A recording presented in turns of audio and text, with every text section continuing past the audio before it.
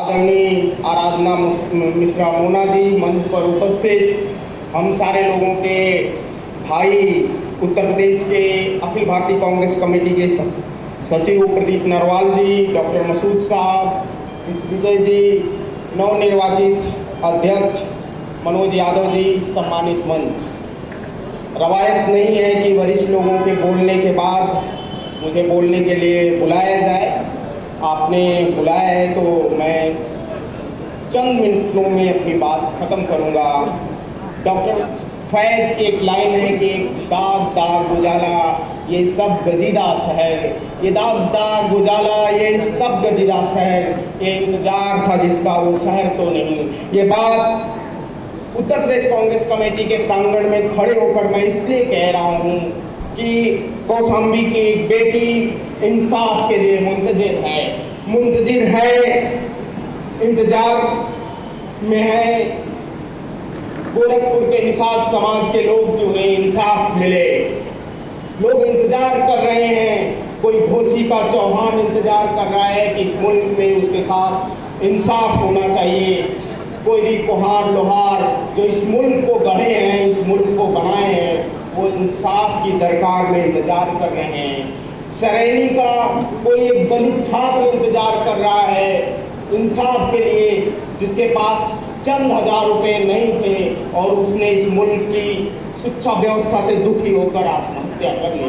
जब मैं आपके बीच में बोलने के लिए खड़ा हुआ हूँ तो मैं आजमगढ़ के किसी रमाकांत यादव के तरफ से बोल रहा हूँ जो पिछले कई सालों से जेल में बंद है। उसका गुनाह सिर्फ इतना है कि वो पिछड़े समाज से आता है।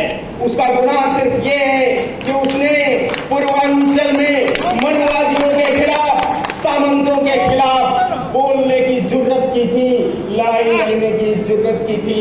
जब मैं इस मंच पर बोल रहा हूँ तो मैं किसी आजम खान के लिए भी बोल रहा हूँ जिसने पूरे तराई पट्टी में समाजवाद की अलग जगाई थी। मैं इस मंच पर जब आपके बीच में बोलने के लिए हाजिर हुआ हूँ तो मैं कानपुर के मोचियों के तरफ से उनकी आवाज़ बनकर बोल रहा हूँ कि हमें इस मुल्क में भागीदारी चाहिए, हमें इस मुल्क में हिस्सेदारी चाहिए। आदरणीय मंच, आपके सामने जब ये बात हम कह रहे हैं तो हम कह रहे हैं कि हमारी नेता आदरणीय प्रियंका गांधी जी ने इस प्रदेश में सबसे पहले बुनियाद रखी है भागीदारी और हिस्सेदारी की। जब आदरणीय श्रीमती प्रियंका गांधी यहाँ जनरल सेक्रेटरी बनकर आती हैं तब मेरे जैसा एक किसान का बेटा जनरल सेक्रेटरी बनाया जाता है। तब मनोज जैसे एक किसान के बेटे को ओबीसी चेयरमैन बनाया जाता है। जब प्रियंका गांधी यहाँ जनरल सेक्रेटरी बन के आती है तो एक पासी समाज का बेटा आपके बीच में बैठा है, उसे बिहार का प्रभारी बनाया जाता है।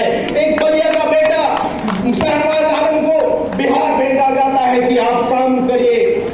उत्तर प्रदेश में प्रियंका गांधी जी ने भागीदारी के सवाल पर लड़ाई लड़ी है। चाहे वो भाभा सवाल रहा हो, चाहे लखीमपुर खीरी का सवाल रहा हो, चाहे आगरा में एक वाल्मीकि समाज के बेटे को पीट पीट कर मार दिया गया, चाहे उसका सवाल रहा हो। और जब पूरी दुनिया गूंगी बनकर बैठी थी तब सीएनआरसी के सवाल पर कोई पूरी दुनिया के सामने इंडिया गेट पे लालिया तौर पर किसी नेता ने बोला, उस नेता का नाम आदरणीय प्रियंका गांधी है। और उन्होंने कहा कि सीएनआरसी में जो लोग मारे गए हैं वो बच्चे इस मुल्क के लिए, इस देश के संविधान के लिए शहीद हुए हैं। हम उस प्रदेश में के प्रांगण से बोल रहे हैं। अभी एक कमरे में बैठक हो रही थी, आदरणीय अविनाश पांडे जी बैठे हुए हैं। हर एक जिले की समीक्षा हो रही है और हर जिले की समीक्षा में जो सबसे बड़ी बुनियादी बात है वो बात ये है कि अगर जिला कमेटियों में 60% से कम बहुजन समाज की भागीदारी होगी, वो कमेटियां पास नहीं होंगी।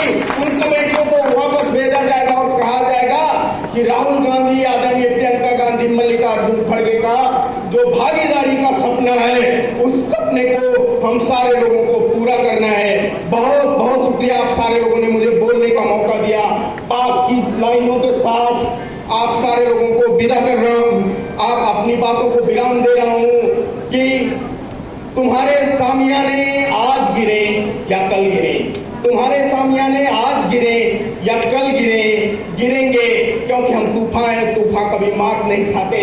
चेयरमैन साहब कह रहे थे कि जिस विचारधारा का समय आ जाता है उस विचारधारा को कोई रोक नहीं सकता। दलितों, पिछड़ों, अल्पसंख्यकों, इस देश के बहुजन के नायक को अब कोई ताकत रोक नहीं सकती। वो अगले देश के मुल्क के प्रधानमंत्री हैं। इनकलाब जिंदाबाद, कांग्रेस पार्टी जिंदाबाद।